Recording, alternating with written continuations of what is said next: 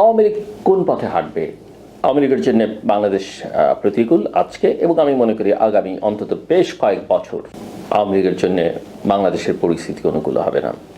বিশেষ করে বাংলাদেশের তরুণ প্রজন্ম আওয়ামী লীগকে অ্যাকসেপ্ট করতে চাইবে না। কিন্তু এই ধরনের প্রতিকূলতার মধ্য দিয়েও একটা রাজনীতি, একটা দল ঘুরে দাঁড়াবার চেষ্টা করে, ধীরে ধীরে সামনে এগিয়ে যাবার চেষ্টা করে। আওয়ামী লীগ নেতৃত্ব যদি মনে করে থাকেন যে সামনে নির্বাচনেই তারা ক্ষমতায় যাবেন বা বিরোধী দলে যাবেন বা ভালো একটা সংখ্যা আর আসন পাবেন, সেটা তাদের একদম ভুল ধারণা হবে। আওয়ামী লীগ, আমি মনে করি যে দুটো বিষয় এখানে। আওয়ামী লীগের নতুন নেতৃত্বকে অবশ্যই, যেহেতু দলটা আওয়ামী লীগ দলটা শেখ মুজিবুর রহমানের, দলটা শেখ হাসিনার, কাজে শেখ হাসিনার এক ধরনের এন্ডোর্সমেন্ট নতুন নেতৃত্বের লাগবে। সেই নেতৃত্ব করাপ নেতৃত্ব হোক, সেই নেতৃত্ব সন্ত্রাসী হোক, কিংবা সেই নেতৃত্ব একেবারে শুদ্ধ নতুন ভালো নেতৃত্ব হোক। কিন্তু একই সঙ্গে এটা আমি বলে রাখতে চাই যে আওয়ামী লীগের নেতৃত্বের এই জায়গাটাতে শেখ হাসিনা বা তার পরিবারের কেউ যদি আসবার চেষ্টা করেন, সেটা একেবারেই সুবিধের হবে না বা একেবারেই ভালো হবে না। আরেকটা বিষয়, এটা শুনতে খারাপ শোনা গেল এবং ইতিহাস থেকে যেটা বোঝা যায় যে আওয়ামী লীগের যে নেতৃত্বই আসুক না কেন, এক ধরনের সফট এন্ডোর্সমেন্ট হলো বা ব্লেসিংস হলো, ভারতীয় ব্লেসিংস তাদের দরকার হবে। এই দুটোর বাইরে গিয়ে আওয়ামী লীগ নতুন করে রাজনীতি শুরু করতে পারবে না। আমার মোটা দাগে যদি আমি শেষ কথা বলতাম, বা শেষের কথাটা আমি একটু আগে নিয়ে আসলাম। সো একটা প্রতিকূল পরিস্থিতির মধ্য দিয়ে ৭৫ বয়সী পুরনো একটা রাজনৈতিক দল, এই দলের ভবিষ্যৎ রাজনৈতিক অঙ্গনে নানা রকম আলোচনা রয়েছে এবং আলোচনাটা আওয়ামী লীগের ভেতরেও আছে। অনেকেই নানা রকমের প্রস্তাবনা আছে, উনি নেতৃত্বে আসতে চান, ওনারা আগ্রহী, এই গ্রুপ আগ্রহী, পুরনো অনেকে সক্রিয় হয়েছেন, এরকম নানা চেষ্টা আছে। অনেকে টাকার সন্ধান করছেন যে দলকে গোছাতে হলে, নির্বাচন করতে হলে এত টাকা লাগবে, এই টাকাটা কোত্থেকে আসবে, সেই ভাবনা অনেকের মধ্যে আছে।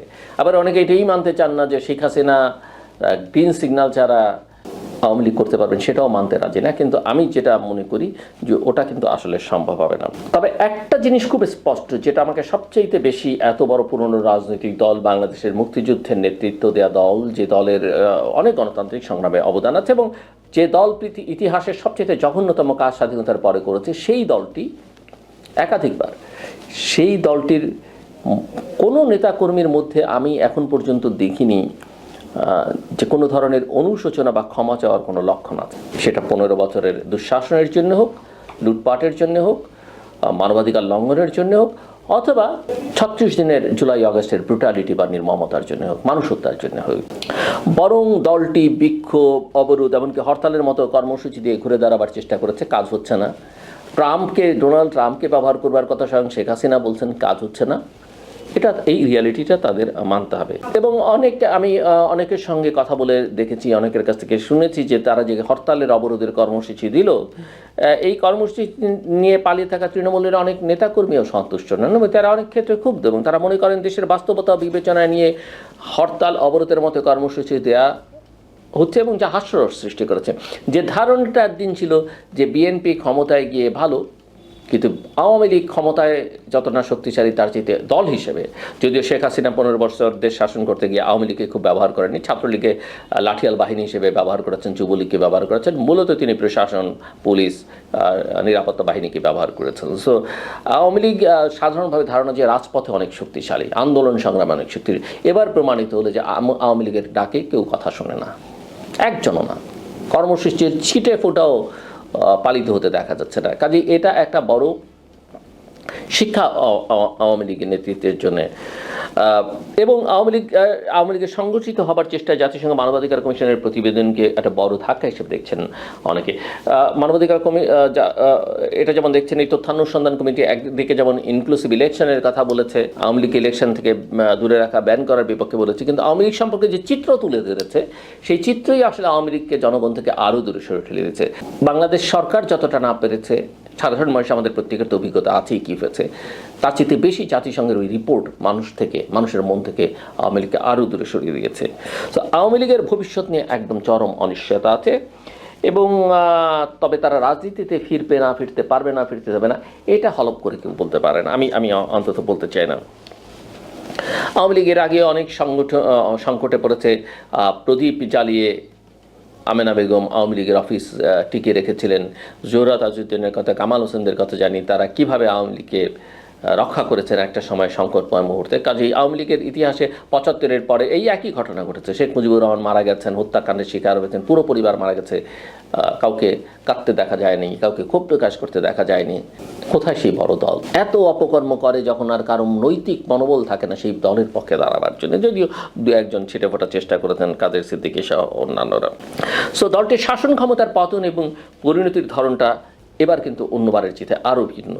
একটা ছাত্র জনতার গণ অভ্যুত্থানের মধ্যে আওয়ামী লীগ সরকারের পতন হয়েছে, শেখ হাসিনা পালিয়ে গেছেন এবং গণহত্যার অভিযোগ তৈরি হয়েছে। মুক্তিযুদ্ধের নেতৃত্বের দলটি আওয়ামী লীগের জুটেছে একটা ফ্যাসিবাদের তকমা। ফ্যাসিস্ট বলতে শেখ হাসিনা, ফ্যাসিবাদী রাজনৈতিক দল বলতে আওয়ামী লীগ। সো বাংলাদেশের ইতিহাসে কোনো সরকারের পতনের পর নেতাদের, শুধু শেখ হাসিনা না, বহু নেতা পালিয়ে গেছেন, এই নজির কিন্তু কখনো দেখা যায়নি। অন্তর্বর্তী সরকারের দিক থেকে, প্রফেসর মোহাম্মদ ইউনূসের সরকারের দিক থেকে গণ অভ্যুত্থানে হত্যাকাণ্ড বা হত্যার অভিযোগে শেখ হাসিনা আওয়ামী লীগের শীর্ষ পর্যায়ের নেতাদের বিচার দ্রুত এগিয়ে নেওয়ার চেষ্টা রয়েছে। দলটিকে নিষিদ্ধ করবার দাবিও নতুন করে সামনে এনেছে বৈষম্য বিরোধী ছাত্র আন্দোলন এবং জাতীয় নাগরিক কমিটি, যেটা মূলত নতুন যে রাজনৈতিক দল হবে তারই একটা ছায়া রাজনৈতিক দল। এরকম একটা পটভূমিতে আওয়ামী লীগের নেতাকর্মীরা খুব সহসাই দলে রাস্তায় নেমে আসবেন সেই মনোবল তাদের আছে বলে আমার কিন্তু মনে হয় না। এবং সরকারের পতনের দিন গত বছরের 5ই আগস্ট এবং এর 6 মাস পূর্তিতে এসেও ঢাকার ধানমন্ডি 32 নম্বরের শেখ মুজিবুর রহমানের বাড়ি, ঐতিহাসিক বাড়ি, আমাদের মুক্তিযুদ্ধের সঙ্গে সম্পর্কিত যে বাড়ি, সেই বাড়ি পুড়িয়ে দেয়া, ধ্বংস করে ফেলা, ভেঙে ফেলা হয়েছে। সারা দেশে নেতাকর্মীদের স্থাপনায় হামলা, ভাঙচুর, অগ্নিসংযোগ করা হচ্ছে।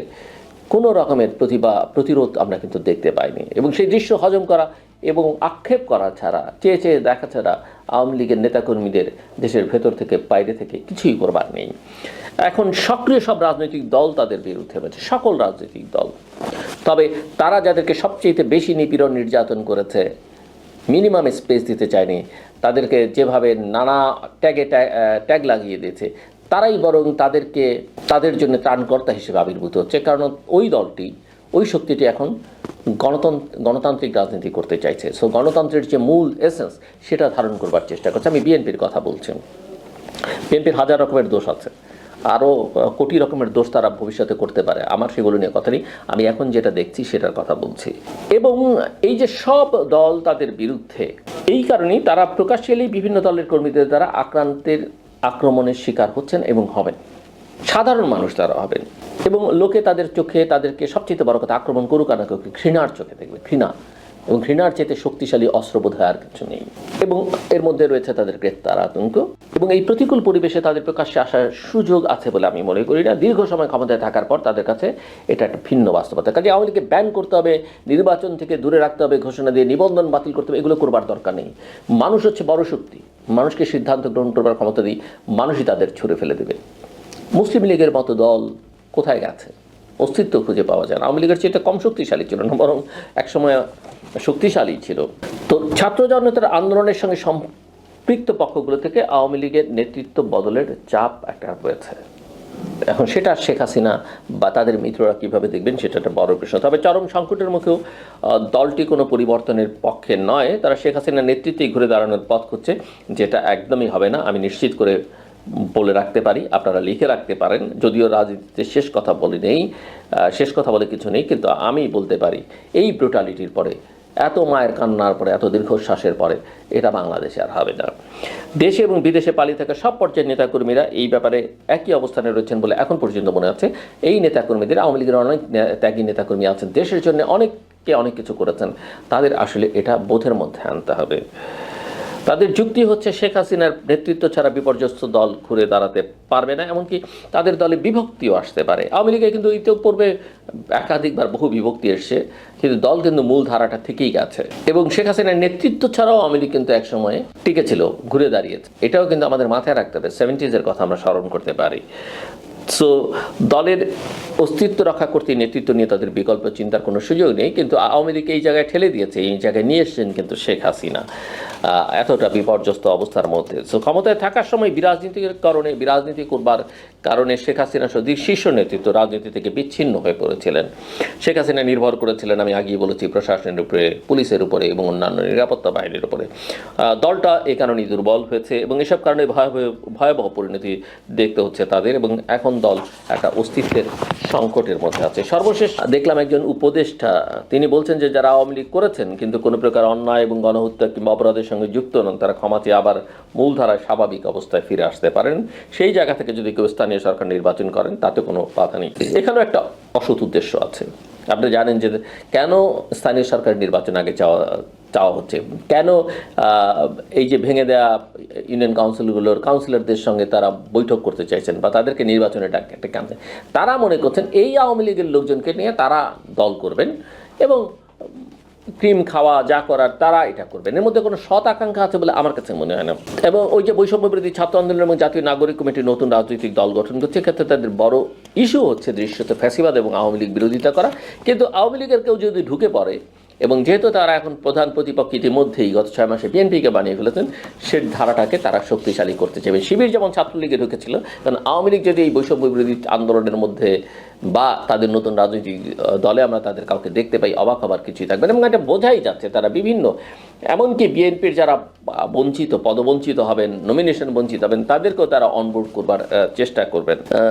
সো আওয়ামী লীগের নিষিদ্ধ করার চাপটা আসলে অন্য দিক থেকে একটা আলাদা ফায়দা লোটার চেষ্টার অংশ হিসেবেই আমি মনে করি। এবং দল নিষিদ্ধ হলে আইনগত দিক থেকে তাদের তৎপরতায় বাধা দেওয়া সহজ হবে সরকারের জন্য, কিন্তু বিদেশে থাকা দলটির নেতারা মনে করেন এতে তাদের প্রতি মানুষের সহানুভূতি বাড়বে, আন্তর্জাতিক মহলেও তাদের জন্য সুবিধা হবে। এই যে বলছিলাম যে জাতিসংঘের প্রতিবেদন একটা বড় ধাক্কা হিসেবে কাজ করেছে। জাতিসংঘের মানবাধিকার কমিশনের প্রতিবেদনে যেখানে বলা হয়েছে যে ছাত্র জনতার আন্দোলনে হত্যা এবং নির্বিচারে গুলির একাধিক বড় অভিযান হয়েছে ক্ষমতাচ্যুত প্রধানমন্ত্রী শেখ হাসিনার নির্দেশ এবং তদারকিতে। এবং এই প্রতিবেদন আন্তর্জাতিকভাবে আওয়ামী লীগের জন্য ক্ষতিকর হবে বলে আওয়ামী লীগের অনেক নেতাই মনে করেন। তারা মনে করেন, একজন নেতা তো বিবিসিকে বলেই ফেলেছেন যে জাতিসংঘের মানবাধিকার কমিশনের প্রতিবেদন নিয়ে তাদের কিছু প্রশ্ন রয়েছে। যুক্তরাষ্ট্র এবং লন্ডনে আইন বিশেষজ্ঞদের পরামর্শ নিয়ে সেসব প্রশ্নের জবাব তারা তৈরি করছেন, যা তারা জাতিসংঘের মানবাধিকার কমিশনের কাছে তুলে ধরবেন। রাজনৈতিক বিশ্লেষকরা মনে করেন জাতিসংঘের মানবাধিকার কমিশনের প্রতিবেদন আওয়ামী লীগের ঘুরে দাঁড়ানোর ক্ষেত্রে বাধা হয়ে দাঁড়াবে। সো অন্তর্বর্তী সরকার এবং আন্দোলনের পক্ষগুলো যত বেশি ভুল করবে, আওয়ামী লীগের রাজনীতি ফেরত আসার সুযোগ তত বাড়বে। এই কথা আমি বহুবার বলেছি। কিন্তু যত কিছুই হোক না কেন, নেক্সট 5, 10, 15 ইয়ার্স আওয়ামী লীগের জন্য ক্ষমতায় আসা খুবই কঠিন হবে, যদি না যারা ক্ষমতায় থাকবেন এবং আসবেন ভবিষ্যতে তারা বড় কোনো ভুল করেন, এমনকি আওয়ামী লীগের মতো অপরাধ করেন। আমি বিশ্বাস করতে চাই যে আমাদের রাজনৈতিক দলগুলো ওই পথে আর হাঁটবে না। আমার কথা